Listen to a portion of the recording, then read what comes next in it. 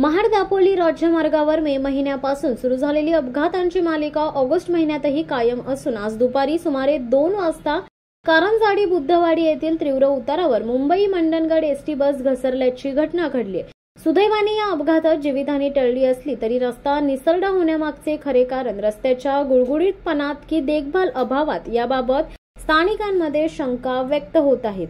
Mandangad आगारातील MH20 BL 1715 क्रमांकाची बस पावसामुळे निसरड्या झालेल्या रस्त्यावर नियंत्रण सुटून रस्ता सोडून साइड पट्टीवर जाऊन चिखलात रुतली आहे। विशेष म्हणजे याच ठिकाणी यापूर्वीही पुणे फौजी अंबवडे अहिरे कोंड या बसला अपघात झाला होता। स्थानिकांचा आरोप आहे की मे महिन्यात निकृष्ट दर्जाचे डांबर वापरून शिलकोट मारून रस्त्याचे डांबरीकरण करणाऱ्या FSMC कन्स्ट्रक्शन कंपनी विरुद्ध अद्याप सार्वजनिक बांधकाम खात्याने कोणतीही कारवाई केलेली नाहीये। गणेशोत्सव काळात या मार्गावरून वाहनांची मोठ्या प्रमाणावर वर्दळ असते। अशा वेळी सतत होणाऱ्या अपघातांना जबाबदार कोण हा प्रश्न पुन्हा एकदा उपस्थित झालाय। शिवसत्ता टाइम्ससाठी रेश्मा माने, महाड।